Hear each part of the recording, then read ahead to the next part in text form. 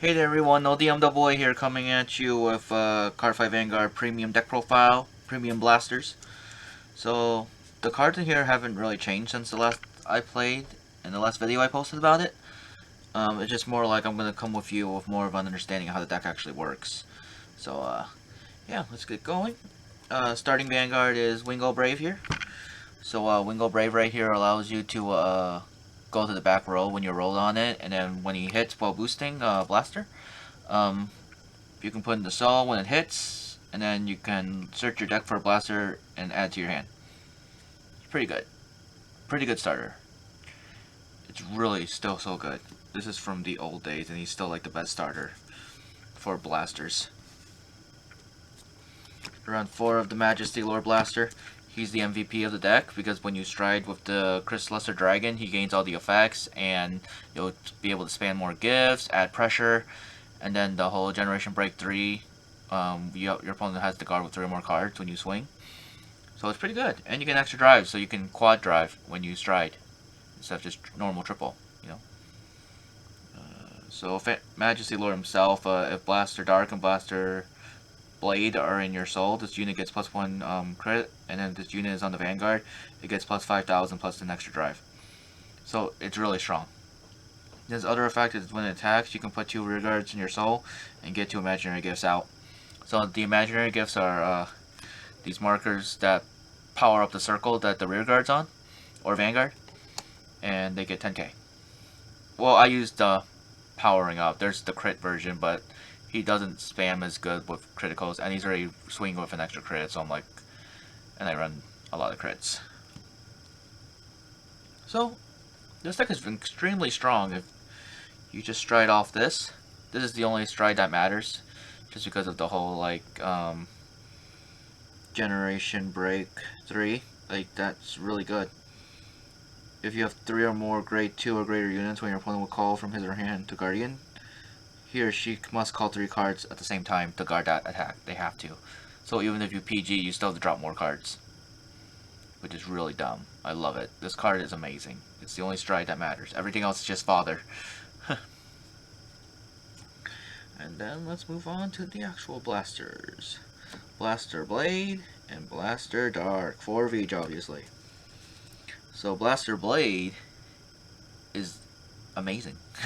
Obviously. If you have 4 more rear guards, your unit gets plus a critical on the Vanguard circle when placed on Vanguard or rear guard. Counterblast 1, Soul Blast 1, choose one of your opponent's rear guards in the front row and retire it. So he's straight up good for early pressure. I've been in situations where, yeah, the extra crit's actually nice when you have a bunch of rear guards out at once. Just make your opponent think twice. Then Blaster Dark is good because he's also treated as a Royal Paladin card. He's a Shadow Paladin. You're not allowed the dual clan mixing. You can only stick to one clan. So he's also a Royal Paladin. So he can be in a Royal Paladin deck. Then when placed on Vanguard or Rear Guard, Counterblast 1, your opponent chooses one of his or her rear guards and retires it. So that's nice. If your opponent has no rear guards act ability on the Vanguard, discard a card from your hand, and this unit gets +1 drive until end of turn. So he gets twin drive when you ride him. And you can ride him because he's also a Royal Paladin, so that's dope. You have to make sure you have this copy that says this card is also Royal Paladin. You can't use the Shadow Paladin card that doesn't say that, because there's no errata or anything. It's considered a separate card. Which is really dumb to me because I can't use my arts. Okay.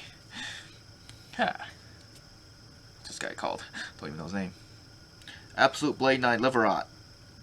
Vanguard / rear guard when placed from hand, counterblast 1, search your deck up to 1 grade 2 call it to open rear guard. If you know face-up cards in your damage zone when you do this, you may pay Soul Blast 1 for this cost. So he's really good. I enjoy this card because if you don't have the grade 2 ready, he can fetch it for you. Like Blaster Blade or Blaster Dark. Well, that's nice. Star Call Trumpeter. I run 3 that. Because when placed, counterblast 1, Soul Blast 1, return a card with Blaster and its card name, and Light and Darkness intersect each from your drop zone to your hand. I don't run that order card, so it's do as much as you possibly can in Vanguard, so I can just grab the good recycler for Blaster. And then if your Vanguard is Blaster, this unit gets boost, so it's a booster. So, pretty good. So those are my grade 2s. Ratios are very weird in Vanguard Premium. I don't understand. I just hope I don't brick. That's all I know. Let's make roar room. Blaster friendly Barkle. When your card named Blaster Blade is placed on Vanguard or Rearguard in the same column as unit, if you Vanguard or Blaster, countercharge. So this card allows you to recycle your resources. It's very good. Marin, Little Tactician.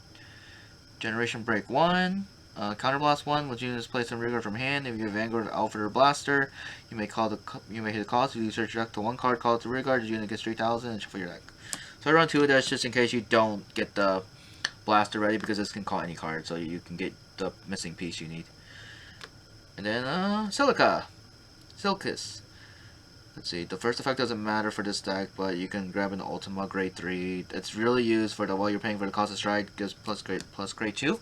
Because you need the pitch cards equal to grade 3 to stride generation. Though this card is just fodder for that. And then I run 2 of this PG, Maiden of Divine Spring Lian. So when you have a Vanguard Blaster, you can, a Blaster Vanguard, you can Soul Blast 1 to pay the cost instead of pitching a card. It's really good. Then one of this one, Epina. So this is just a normal PG, just to have it. Then 3 Wingo Brave, because it counts the starter too, so I run 4 technically. I would run 4 if I could. When this unit attacks, or it boosts attacks, and it hits the Vanguard, look at top 7, reel up to 1 blaster, and put in your hand. So this card just helps you search when you hit. So I'm really enjoying this deck for premium. I didn't think I'd ever play premium format, but premium format has been a lot of fun. I've been playing with Snorlax Guy lately, so there'll probably be more gameplay on it, especially since we're getting kind of support in the Overdress series. Overtrigger, I never hit it, ever. It's sad. Overtrigger gives your Vanguard or any target you want billion jillion when you trigger it. And then when you drive check it, you also perform drive checks for the battles your rear guard attack. So your rear guards get drive checks, which is really good.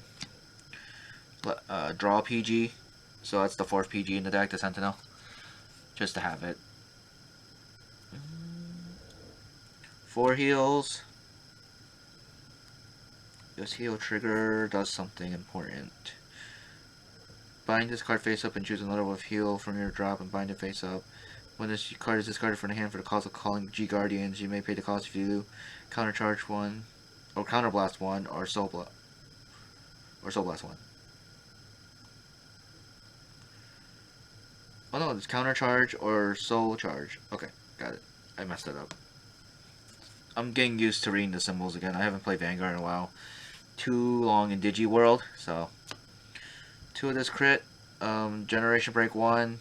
When your Vanguard attacks, put in the soul, and when your Vanguards get 10,000. So it just gives it extra pressure power. 4 Fuego. Oh, did that technically change? I got the foil version of this from opening those premium collection thingies. The revival selection. So counterblast 1. At the end of the battle that your unit named Blaster Blade attack the Vanguard. You may pay the cost. If you do, choose up to 1 of your units named Blaster Blade on rear guard, stand it, and then return this deck back to the deck. So that's good to restand your rear guard Blaster Blade and add pressure. And it goes back to the deck, so you might trigger again. And this 4 of this critical trigger, this Draco Kid, because he's like the Silicus, he counts as the cost for striding. Yeah, and that's the build. I technically run the same strides as before. They don't really mean anything. The one you really need to focus on is this Chris Luster Dragon for that offensive power. So it's pretty cool. You can look at the actual strides I use in the deck pick afterwards. I just don't find it. They can literally be anything as long as you just need 4 of this Chris Luster Dragon. I run 2 right now. I only have 2, but I want to run more. I want to run playset because that's the only one you want to stride into, because he will win you the games like single-handedly if you just keep pressuring your opponent with this card. It's very good. And I love IG so much. That's all I have to say for this video. Thank you all so much for watching. I hope you enjoyed it. yeah. See y'all next time.